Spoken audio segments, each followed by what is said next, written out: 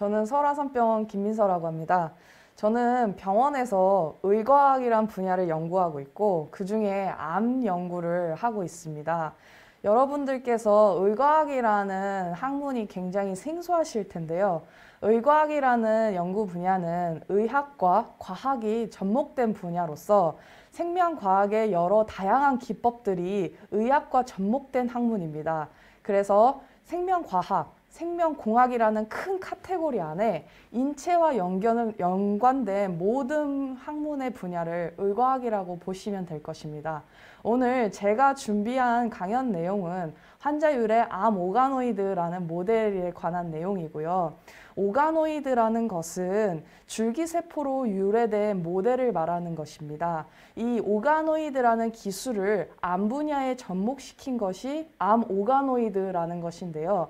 이 암 오가노이드를 이용을 하면 환자별 맞춤 항암제를 찾는데 굉장히 큰 도움을 얻을 수가 있습니다. 그럼 오늘 강연을 통해서 암 오가노이드란 무엇인지, 그리고 암 오가노이드를 어떻게 환자에게 치료적 도움을 줄 수 있는지에 대해서 설명을 드리도록 하겠습니다.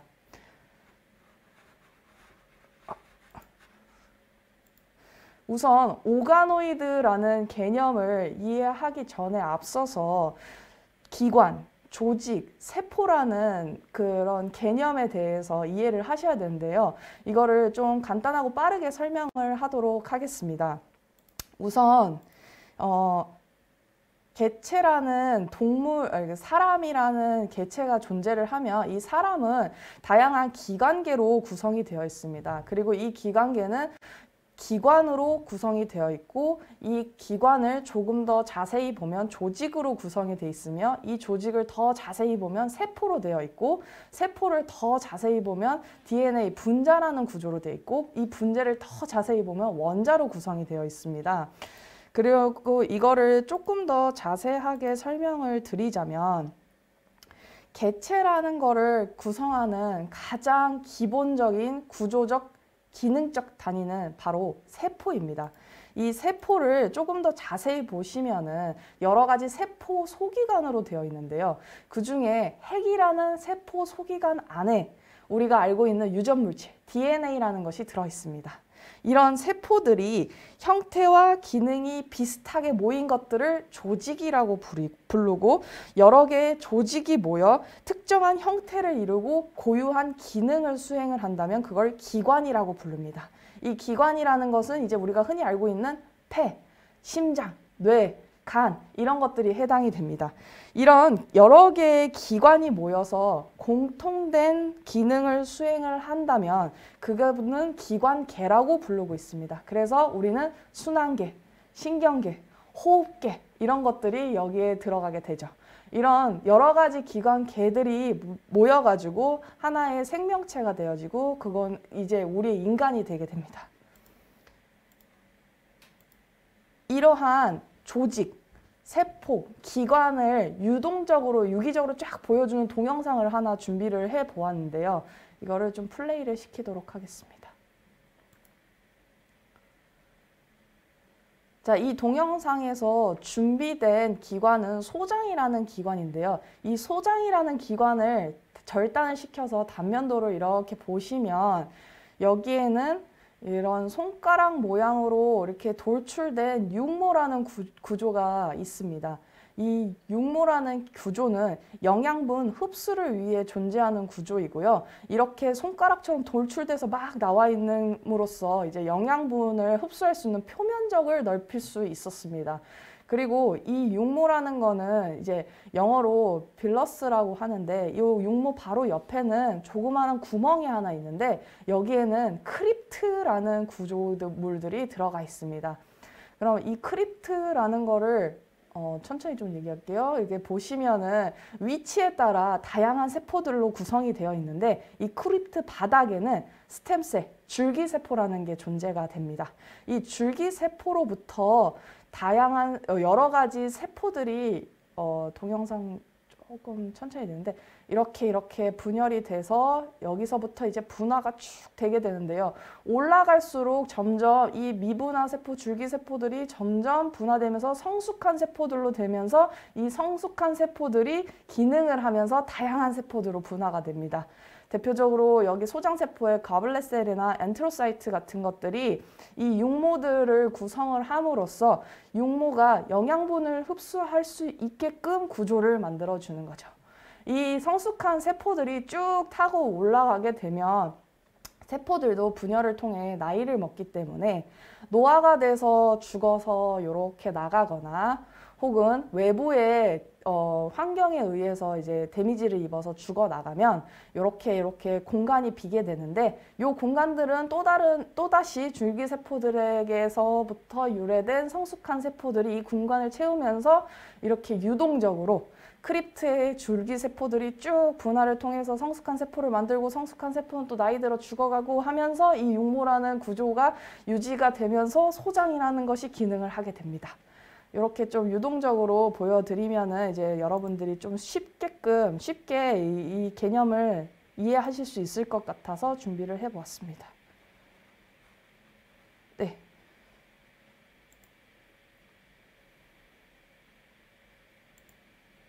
자, 그러면 이 줄기세포를 좀 이해를 하려면 인간의 발달 과정을 좀 이해를 하셔야 되는데 인간의 발달 과정 맨 첫 번째 시작은 엄마의 난자와 아빠의 정자가 만나서 수정란이라는 거를 만들게 됩니다. 이렇게 수정란을 만들게 되면 수정란에서 계속 세포들이 분열하면서 이게 배반포로 분화가 됩니다. 발달이 되어지면 이 배반포의 이 하늘색 세포들이 줄기세포에 해당해요. 이 줄기세포들이 계속적으로 또 분열을 하고 발달을 해서 낭배를 형성하게 되고 이 낭배가 딱 형성이 되면 배아의 모든 세포들의 운명이 이제 여기서부터 스타트가 되게 됩니다. 낭배는 세포의 움직임, 그 다음에 형태 변화에 따라서 외배엽, 중배엽, 그 다음에 내배엽으로 나뉘게 됩니다. 이렇게 낭배를 구성하는 세포들은 좀 더 세밀한 운명으로 결정이 되어지고 이 운명을 타고 이 해당되는 조직으로 발달이 되고 이 조직들이 더 이루어서 기관이 되게 됩니다. 그래서 예를 들자면 외배엽에서는 상피, 그 다음에 표피, 신경조직이 이렇게 형성이 주로 되고 중배엽은 이제 근육, 갈비뼈, 척추의 연골, 혈액 이런 것들이 발달이 되고 내배엽에서는 소화계, 호흡계에 있는 상피 조직들이 분화가 되게 됩니다. 즉 아까 보셨던 배반포에 존재하는 줄기세포는 미분화 세포로서 우리 인간을 구성하는 약 200종의 세포 형태로 어디든지 분화가 가능합니다. 그래서 줄기세포로부터 신경세포, 상피세포, 지방세포, 혈액세포들, 다양한 세포들이 이제 분화가 되면서 성숙한 세포들로 되면 이러한 세포들로 구성이 되게 됩니다. 이런 줄기세포의 개념을 딱 발견하게 되고 그 다음으로 의과학자들은 그럼 이 줄기세포를 체외에서 한번 키워보자. 그래서 우리가 특정 장기를 좀 만들어 보자 라는 연구들이 시작이 됐고 그런 것 중에 하나가 바로 오가노이드라는 모델입니다.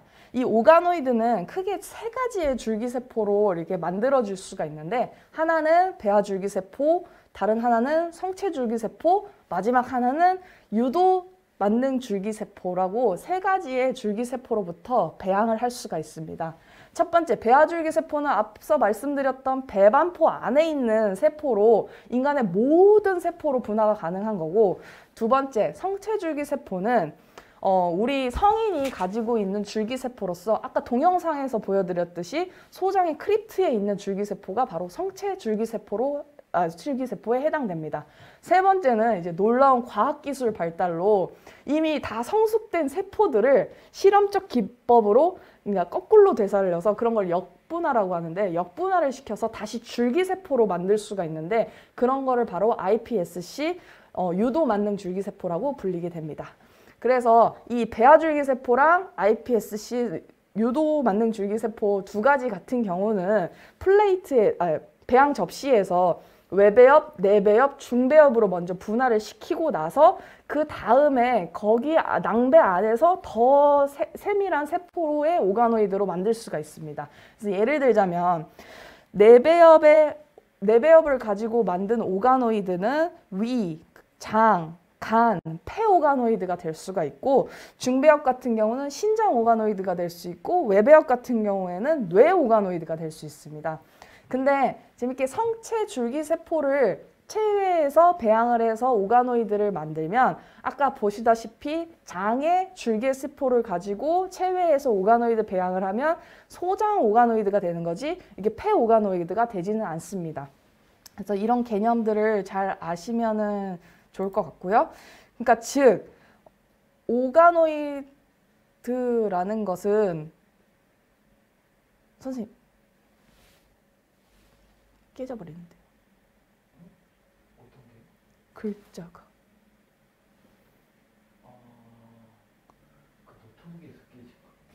아 그래요?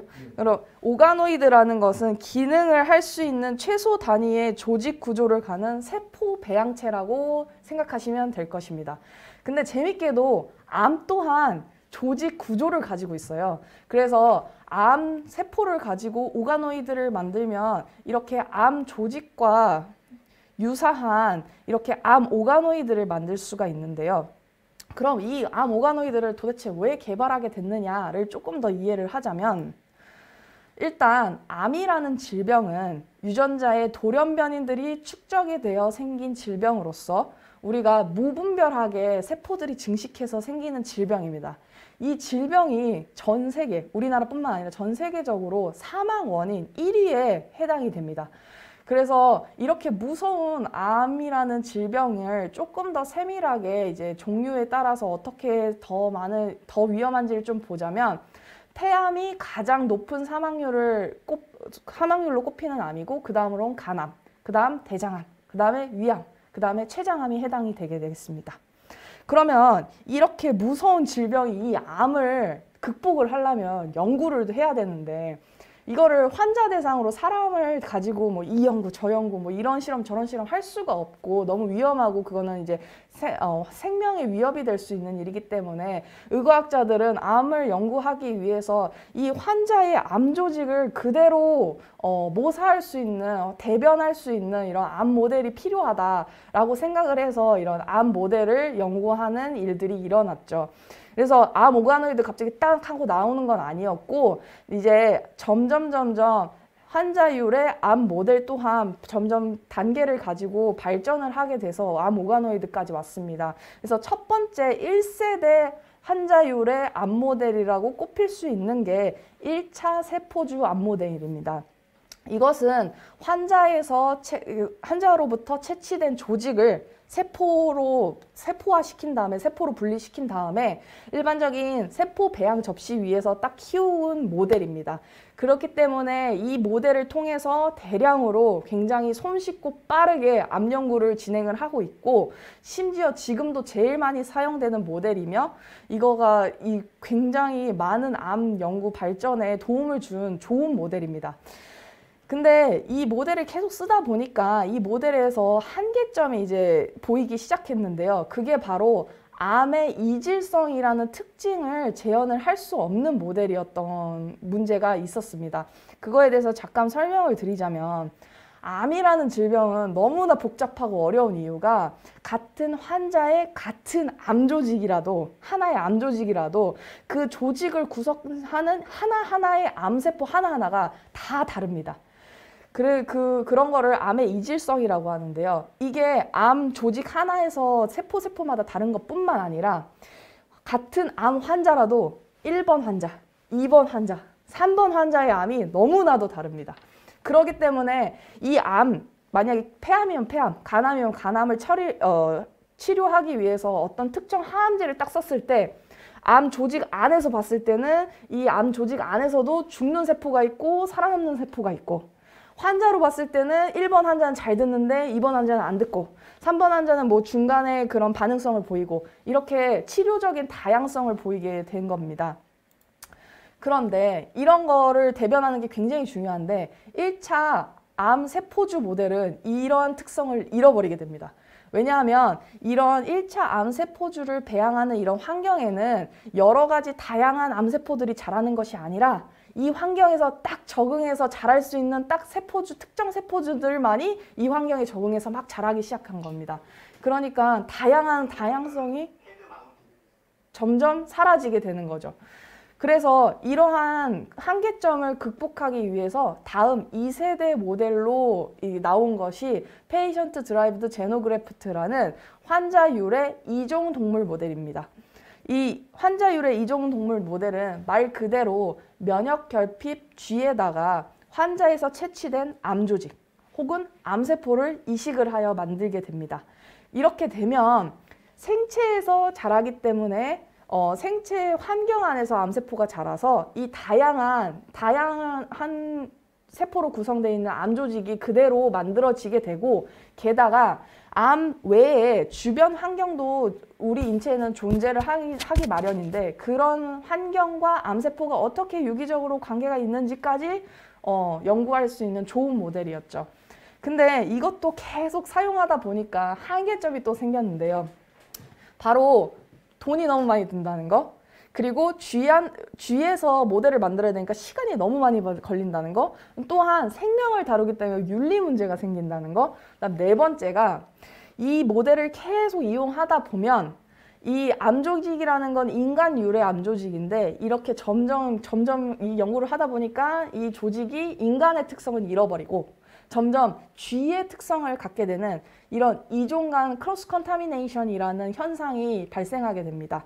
그래서 여기 이 모델에서도 이런 한계점이 있으니 이런 두 모델의 한계점을 극복하면서 이 두 모델의 장점을 가지고 갈 수 있는 다른 모델이 뭐가 있을까 하다가 바로 오가노이드 기술을 이용한 환자율의 오가노이드 모델을 만들게 되는 것입니다.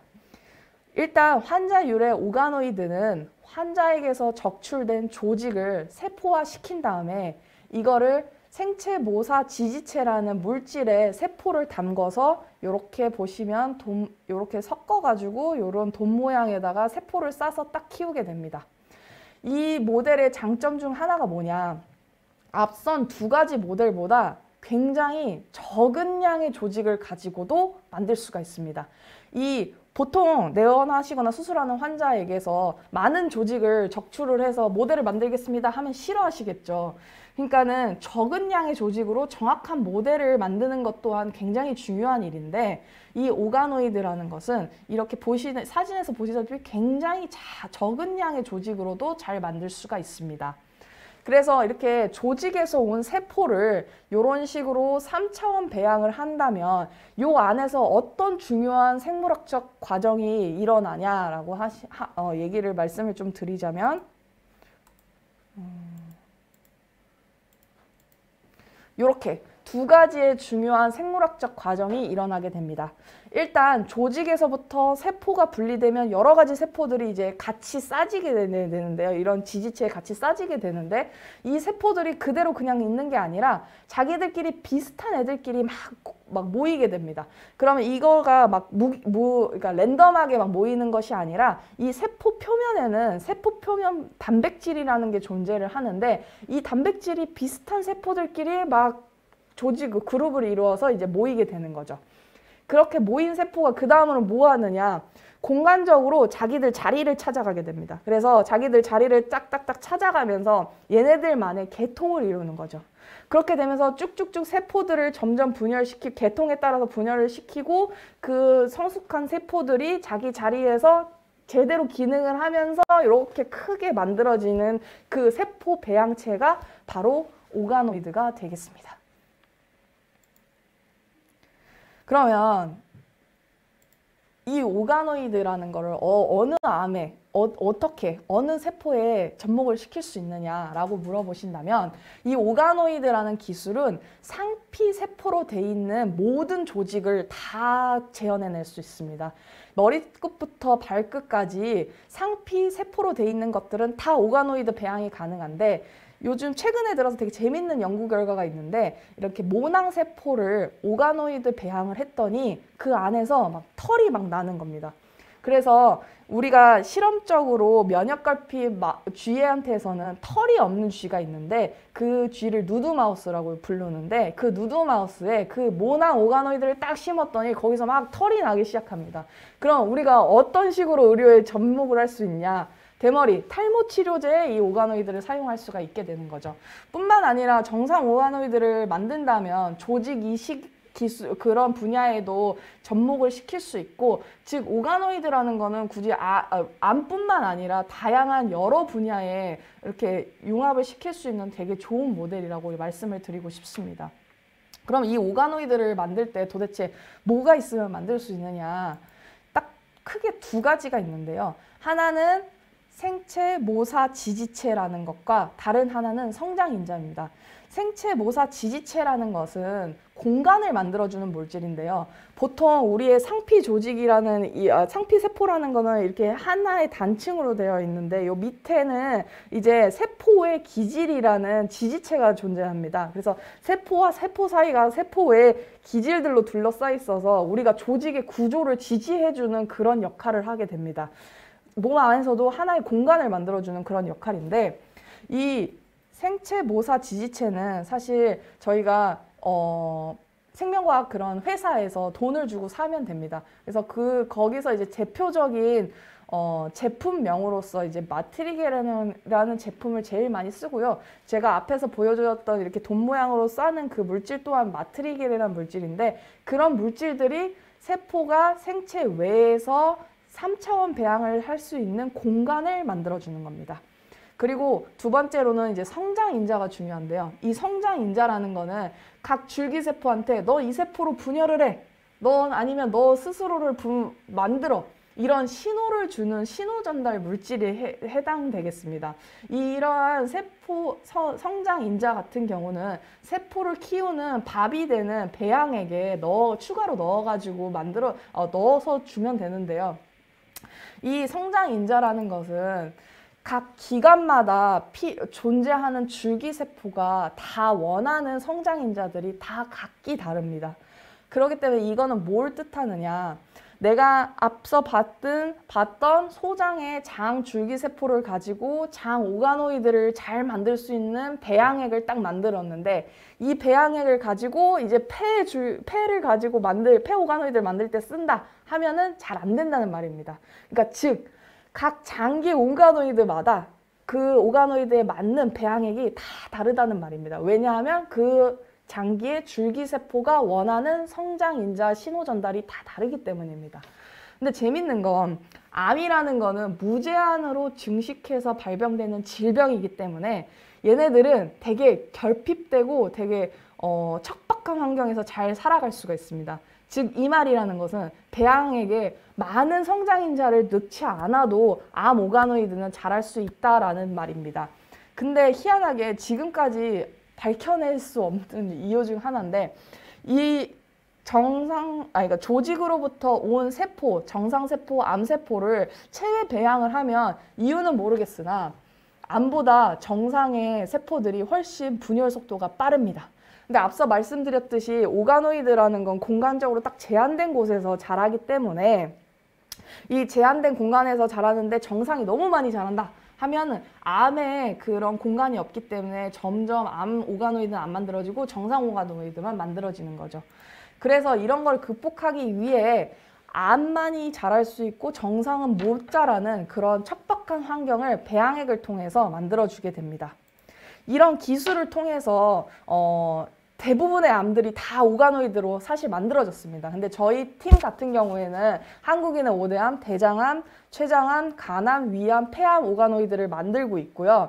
이 오가노이드를 만드는 기술은 2015년도에 한스 클레버라는 그 팀에서 먼저 대장암 오가노이드를 가지고 만든 거가 첫 보고가 됐습니다. 그 다음에 췌장암 오가노이드가 만들어졌고 그 다음에 간암 오가노이드가 보고가 됐고 그 다음 위암 오가노이드가 보고가 됐고 2019년도에 저희가 폐암 같은 경우는 너무나 다양한 I형을 가지고 있는 복잡한 암인데요. 이 다양한 암을 다 대변할 수 있는 폐암 오가노이드를 저희가 세계 최초로 첫 번째로 이제 발표를 하게 됩니다.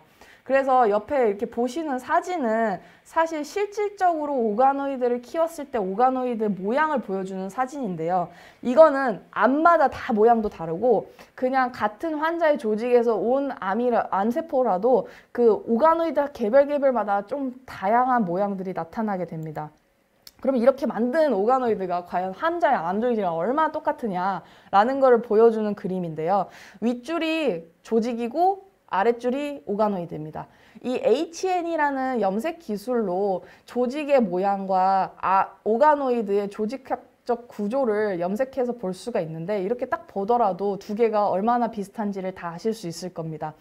그리고 우리가 이 암은 이 폐암 중에서 아데노칼시노마예요, 혹은 대장암이에요, 혹은 간암이에요 라고 얘기를 할 수 있는 게 이런 모양만 보고는 100% 진단을 할 수가 없고 바이오마커라고 이건 이거 암이에요 알려주는 지표가 있습니다. 염색 지표들이. 그래서 여기에서 갈색으로 이렇게 염색된 것들이 그런 지표들인데 그런 조직에서 나오는 지표들의 염색 패턴과 오가노이드에서 나오는 염색 패턴이 다 똑같은 거를 알 수가 있습니다. 그리고 나오지 않는 것들은 오가노이드에서도 나오지 않는다.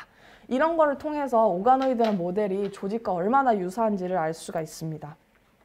대장암, 위암, 간암, 저희가 만든 오가노이드들은 이처럼 조직과 굉장히 유사한 조직학적 특성을 가지고 있습니다.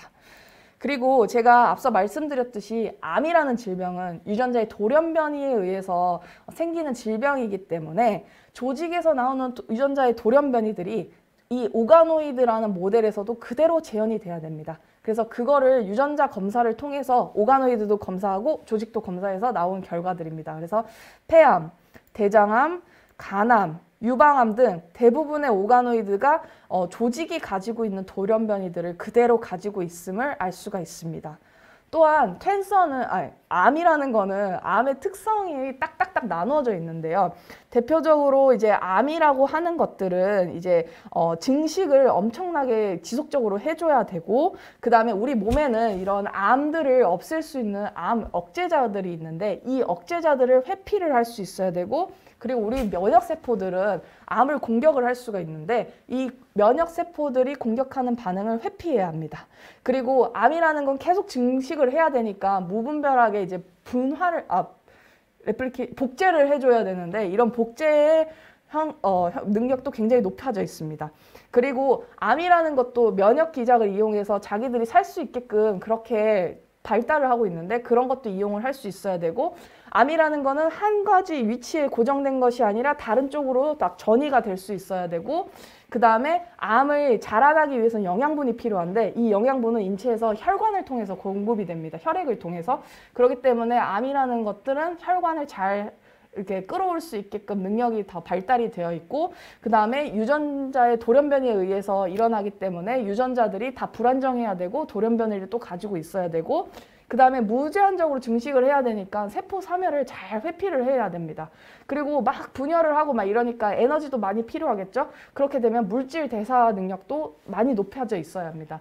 이런 것들이 대표적인 캔서의 특성들인데 이런 것들을 다 오가노이드들이 다 모사를 하고 있고 이 모사해요라고 얘기를 해주는 실험적 기법들이 여기에 지금 적혀져 있는 것들입니다. 그리고 다른 타 모델, 1세대, 2세대 모델보다 오가노이드가 더 뛰어난 장점이 뭐냐? 같은 환자의 조직에서 암도 만들 수 있고 정상도 만들 수 있는 그런 뛰어난 모델입니다. 그래서 이거를 같은 환자의 암 조직을 이만큼을 떼어내면 보통 주변부에 이제 암이 아닌 부위들도 같이 딸려 나오는데 거기에 있는 조직을 가지고 오가노이드를 정상 오가노이드를 만들고 그 다음에 가운데 이제 정확하게 이제 암이에요라고 하는 부위를 가지고 암 오가노이드를 만들어서 두 개가 동시에 배양이 되는 거죠. 그렇게 되면은 우리가 항암제를 처리를 했을 때 암은 죽으면서 정상은 죽지 않는 그런 최적의 항암제를 찾는데 이용을 할 수가 있다는 말씀입니다. 이렇게 정상과 암 오가노이드를 다 배양을 할 수가 있다면 우리는 이렇게 멋진 일들을 할 수가 있습니다. 정상에서부터 암에 이르기까지의 모든 과정을 오가노이드로 실시간으로 다 이렇게 추적 관찰을 할 수가 있는 겁니다. 이거를 위해서는 이런 오가노이드란 기술과 유전자 조작 기술을 같이 합해야 되는데요.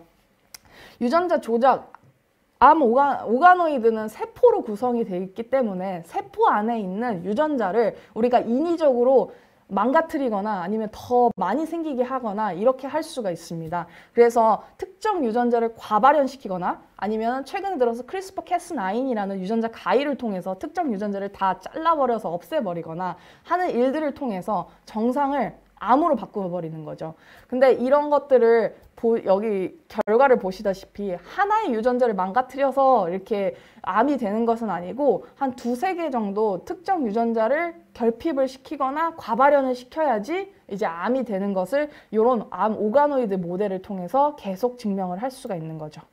그리고 암이라는 것은 암만 딱 존재하는 게 아니라 암을 둘러싸고 있는 여러 가지 세포로 여러 가지 세포와 함께 존재를 하는데 이 암 오가노이드라는 기술은 암 세포만으로만 이루어져 있기 때문에 이거를 다 재현하기는 어렵습니다. 하지만 우리는 공배암이라는 기술로 이거를 또 모사를 할 수가 있죠. 예를 들자면 암 오가노이드와 면역세포를 공배양을 하면 면역세포가 어떻게 암을 공격을 하는지를 우리가 실시간적으로 관찰을 할 수가 있습니다. 그거에 관한 동영상이 지금 준비를 해봤는데요. 이렇게 초록색으로 표시된 것이 면역세포고 큰 동그라미가 암 오가노이드입니다. 그래서 이 큰 동그란 오가노이드를 초록색 세포가 막 공격을 함으로써 이 큰 동그란 오가노이드가 점점 해체가 되면서 없어지는 것을 볼 수가 있죠. 이런 게 왜 중요하냐면 우리가 동물 모델을 가지고 이런 거를 본다면 실질적으로 어떻게 공격하는지도 모를 뿐더러 동물의 면역세포는 인간의 면역세포랑 너무 다르기 때문에 그거를 그동안은 재현을 할 수가 없었는데 체외에서 암 오가노이드 모델을 통해서 같은 환자에서 온 암 조직으로 암 오가노이드를 만들고 같은 환자의 혈액으로 면역세포를 딱 채취를 해서 공배양을 함으로써 이 환자에서 일어나는 암 면역 반응을 실시간으로 볼 수가 있는 거죠. 이렇게 되면 우리가 지금 최근 들어서는 면역 항암제라는 것이 굉장히 놀라운 암 치료 효과를 보여주고 있는데 이런 공배양 시스템에 면역 항암제를 처리함으로써 이 환자한테 면역 항암제가 듣는지 안 듣는지도 알 수 있고 어떻게 면역 반응이 일어나는지도 알 수가 있게 되는 거죠. 면역 항암제도 최근 들어 쓰이지만 그 전까지는 표적 항암제라는 게 굉장히 놀라운 항암제였습니다. 이 표적 항암제는 특정 유전자 돌연변이를 공격하는 항암제로서 암이라는 것이 돌연변이에 의해서 발생된 질병이기 때문에 이러한 유전자 돌연변이를 가지고 있으면 이러한 항암제를 치료하세요 라고 하는 게 표적 치료제입니다. 암 오가노이드가 환자 조직의 유전적 특징을 그대로 모사하고 있기 때문에 이 암 오가노이드에 여러 가지 표적 항암제를 처리를 했을 때 가장 잘 죽는 표적 항암제를 찾는 일을 오가노이드를 통해서 할 수가 있는 거죠. 실제 제가 연구한 4가지 폐암 오가노이드 중에 EGFR이라는 유전자에 L858R이라는 돌연변이가 있었습니다. 그렇게 보이는 것이 2가지의 오가노이드였는데 LCO43이라는 것과 LCO51이라는 오가노이드였습니다. 이럴 때 보통 저희가 어떤 약을 처방을 하느냐면 EGFR의 돌연변이를 표적할 수 있는 얼로티닙이라는 표적 항암제를 처리하게 됩니다. 그래서 저희는 이 오가노이드에 얼로티닙이라는 표적 항암제를 처리를 해봤죠. 근데 하나는 LCO43은 듣고 LCO51은 반응을 하지 않았습니다. 그래서 이게 도대체 이 LCO51은 왜 반응을 안 하느냐, 표적 항암제인데도 불구하고 하고 봤더니 이 오가노이드는 EGFR 돌연변이뿐만 아니라 c-met이라는 유전자의 이상을 가지고 있었습니다. 이 EGFR 돌연변이에 c-met의 유전자 이상까지 가지고 있으면 이 얼로티닙이라는 표적 항암제가 안 들어요 라는 게 이미 환자를 통해서 밝혀진 사실이었거든요. 그래서 이 오가노이드는 그거를 똑같이 모사를 하네라는 걸 알 수 있었고, 그럴 경우에는 크리조티닙이라는 다른 표적 항암제가 처방이 되는데, 이거를 이 오가노이드에 딱 처리를 했더니 LCO51, 반응이 없었던 LCO51에서 엄청나게 세포사멸 효과가 나타났습니다.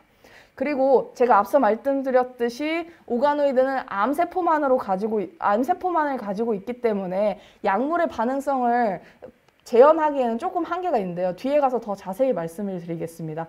그래서 저희는 이 암오가노이드를 앞서 말씀드렸던 환자율의 이종동물 무식, 그러니까 암으로 된 G 모델을 만들어서 똑같은 항암제를 처리를 했을 때 비슷한 반응성이, 약물 반응성이 나오나를 봤는데 똑같은 약물 반응성이 나왔습니다.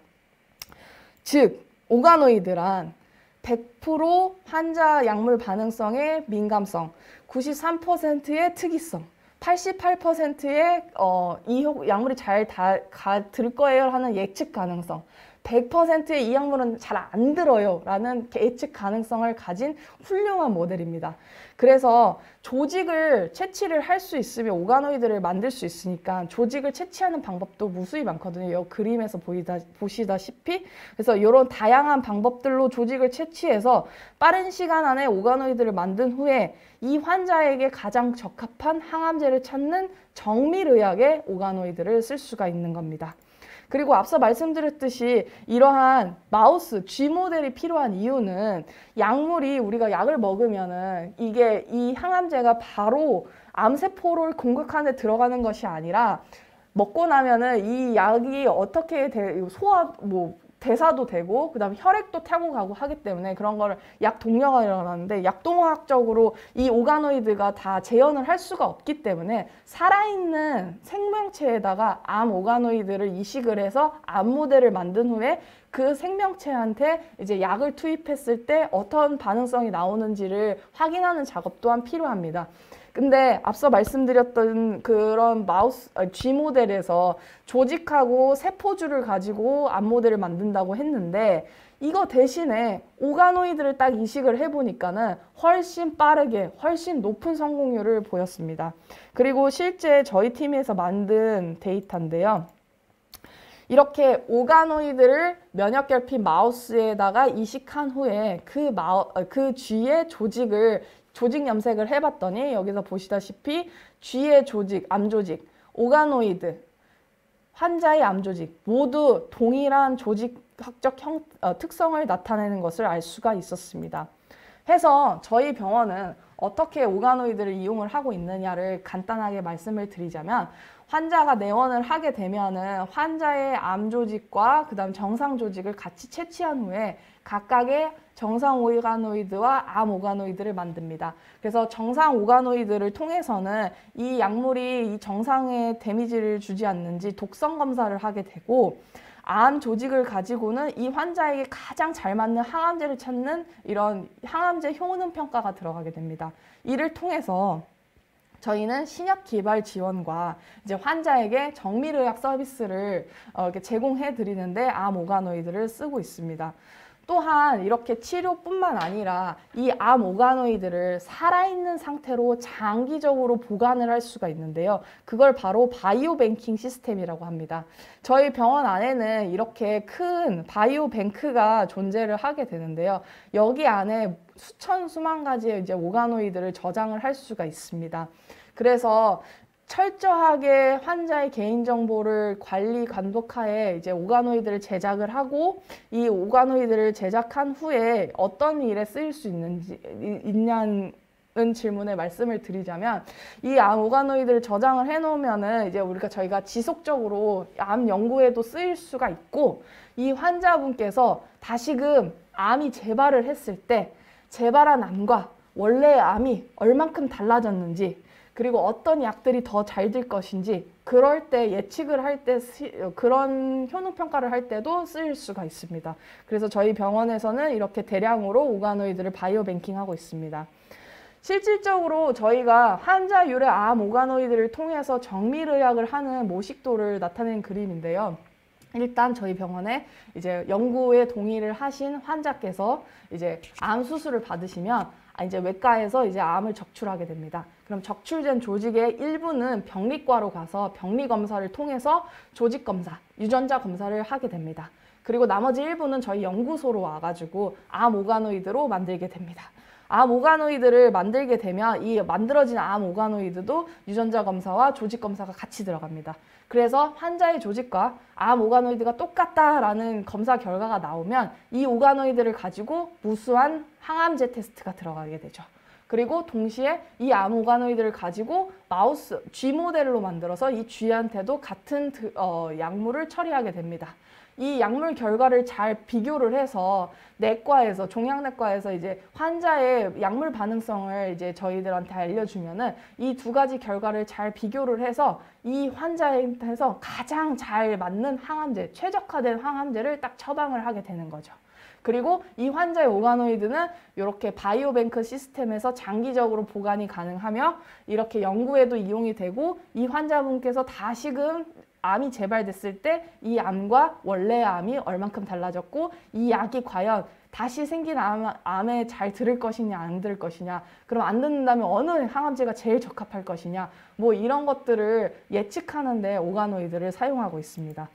정리를 하자면 환자유래 오가노이드는 다양한 장기를 가지고 만들 수 있고 다양한 암을 가지고 만들 수 있습니다. 이런 오가노이드는 조직학적, 유전적, 본래 조직의 특성들을 다 흉내내고 있고 오랜 기간 동안 체외에서 배양을 했는데도 불구하고 그런 특성들이 잘 유지가 됩니다. 그리고 정상 오가노이드로 이제 약물 독성 스크리닝이 가능하고 암 오가노이드로는 각 환자별 가장 최적화된 항암제를 찾는 데 이용을 할 수가 있는 거죠. 그래서 저는 저희 병원에서 의과학자로서 많은 암 환자들한테 빠른 시간 안에 그 환자한테 가장 적합한 항암제를 찾아드리는 일을 하려고 연구를 열심히 하고 있고요. 그리고 의과학자들이 여러 분야를 하지만 암 연구를 하고 있는 의과학자들 중에서 오가노이드를 연구하는 사람들은 주로 이런 일을 하고 있다는 것을 소개드리고 싶었습니다. 그래서 지금까지 경청해 주셔서 감사합니다.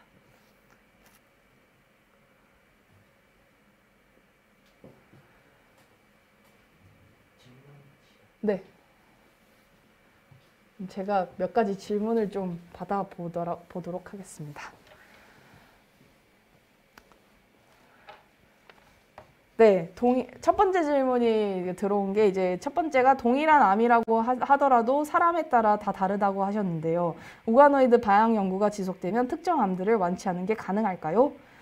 네, 이 문제 때문에 오가노이드라는 모델이 개발이 됐던 거였고 이 오가노이드는 환자마다 나온 조직을 가지고 각기 만들기 때문에 똑같은 암 오가노이드라고 해도 1번 환자의 오가노이드와 2번 환자의 오가노이드와 3번 환자의 오가노이드가 다 다릅니다. 그래서 그 오가노이드를 가지고 항암제 테스트를 하면 이 환자들한테 가장 적합한 항암제를 찾아줄 수 있죠. 근데 완치라는 개념은 사실 어떤 특정 항암제가 이거 완치가 된다, 안 된다 이런 거는 저희가 더 연구를 하기 때문에 완치라는 개념은 제가 좀 확실하게 완치가 됩니다 라고 얘기를 할 수는 없지만은 그래도 적어도 이 환자한테 가장 효과가 좋은 항암제를 처방하는 데 이용할 수 있다 라고 말씀을 드릴 수 있을 것 같습니다. 그다음에 2번은 이제 오가노이드가 지금 현재 시행되고 있나요? 누드마우스처럼 털이 나야 하는 탈모인들에게는 정말 희소식인 것 같아 여쭙습니다. 네, 탈모인들한테 굉장히 희소식이죠. 근데 이 오가노이드라는 기술이 발전이 된 지가 얼마 되지가 않아서 저희도 참 답답하기는 하는데 이것들이 저희가 오가노이드에서 나오는 결과들을 직접적으로 환자에 딱 적용을 시키는 데까지는 아직까지 시간이 더 필요합니다. 왜냐하면 새로운 모델이기 때문에 안정성을 검증을 하려면 그만큼 많은 환자를 대상으로 연구를 해야 되기 때문에 아직까지 저희 뭐 식약청이나 이런 데서 이제 오가노이드 기술로 이제 처방되는 약을 그냥 모든 환자한테 처방하세요 막 이렇게까지는 아직 안 되고 있고요. 저희는 그렇게 하기 위해서 노력하고 있고요. 그리고 탈모 치료제 같은 장기 이식이나 뭐 머리 이식 같은 부분에서 지금 그냥 조금 간단하게 얘기 드리자면 지금은 적용이 불가합니다. 왜냐하면 그 오가노이드를 만들어주는 그 공간적인 물질을 해주는 그 생체 모사 지지체라는 게 쥐의 암에서 유래가 됐거든요. 그래서 그거를 함부로 잘못 이식을 시키면 문제가 일어날 수 있기 때문에 그런 거를 대체할 수 있는 안정적인 물질을 또 개발을 해줘야 되고, 그거가 됐다고 손치더라도 어떤 문제가 일어날지는 아직까지는 예측을 못해서 지금의 수준에서는 환자한테 바로 적용이 어려운 실정입니다. 그다음 세 번째는 지금 보이는 저 세포가 줄기세포인가요?